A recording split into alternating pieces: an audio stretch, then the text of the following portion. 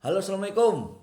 Ini video akan sedikit panjang karena saya akan membahas tentang yang lagi baru-baru ini diributkan kembali tentang pemain naturalisasi timnas Indonesia yang banyak yang bilang, loh kok kita kayak nggak ngelihat timnas Indonesia, kok muka-mukanya bule, kok 9 dari 11 pemain yang diturunkan khususnya kemarin pas lawan Arab Saudi ya, hanya Rizky Ridho dan Witan Sulaiman yang pemain asli Indonesia.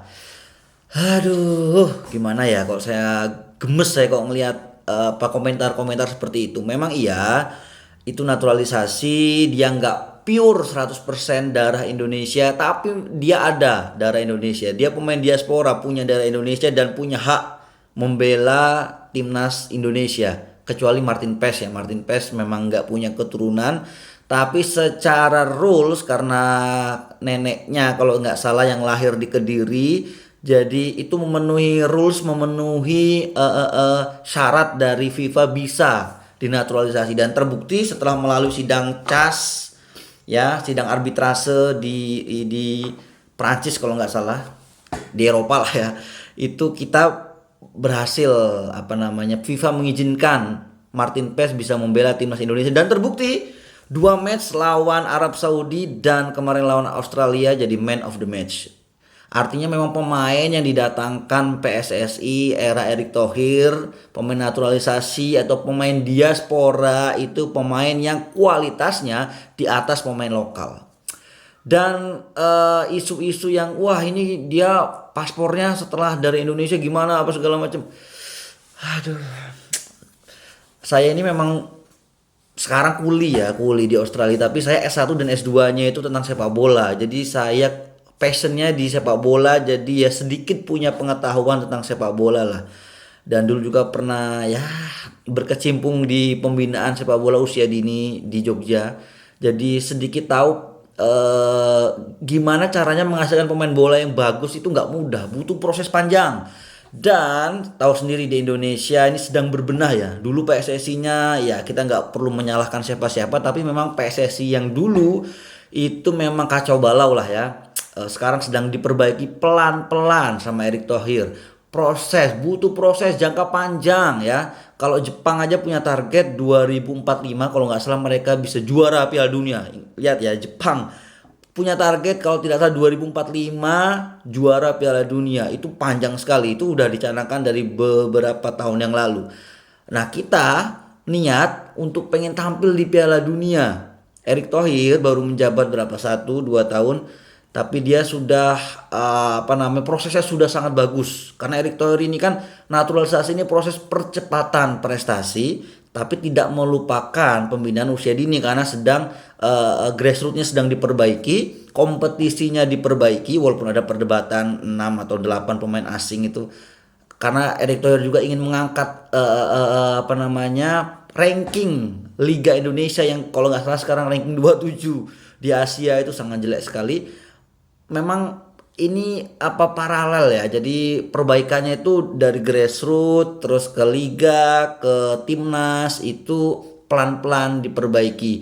Dan untuk naturalisasi atau diaspora ini tolong jangan dipermasalahkan karena mereka punya hak. Oke, contoh konkret sederhana. Eh, eh, saya anak saya dua tuh lahir di Australia.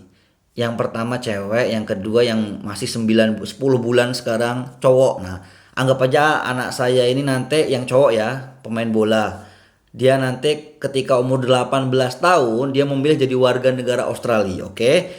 Terus dia karena main bolanya bagus dilirik PSSI, terus pengen dibawa kembali main ke timnas Indonesia. Masa nggak boleh bro?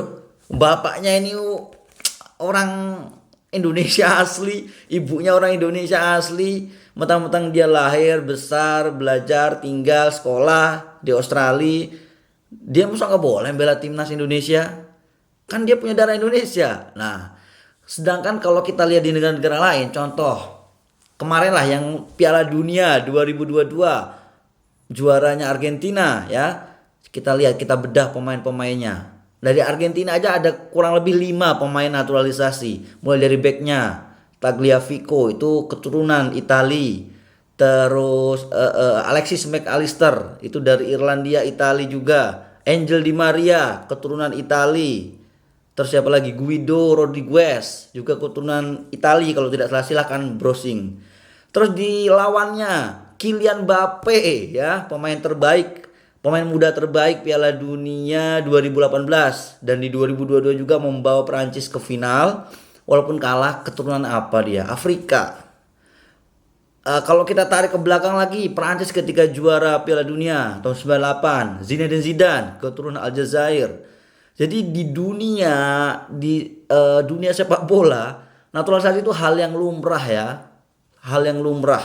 Jadi tolong jangan dipermasalahkan lagi bahwa eh, PSSI melakukan naturalisasi itu karena memang kualitas pemain lokal kita belum memadai untuk bisa berprestasi di level Asia, apalagi di dunia gitu loh.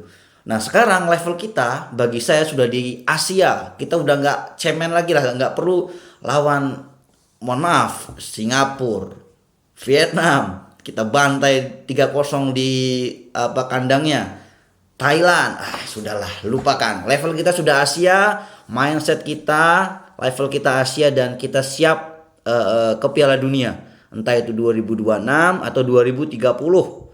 Jadi kita sebagai bangsa Indonesia, bangsa yang besar harus punya visi yang maju, berpikiran positif dan kita harus yakin bahwa kita punya potensi-potensi besar di sepak bola, baik yang main di dalam negeri di Indonesia maupun yang di luar negeri.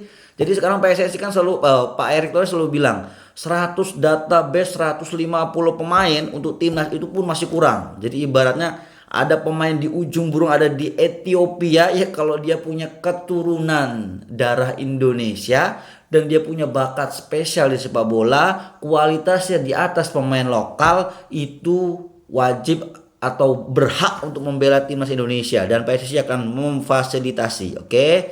Jadi saya mohon tolong pengamat sepak bola, politisi atau siapapun jangan lagi mempermasalahkan naturalisasi di timnas sepak bola.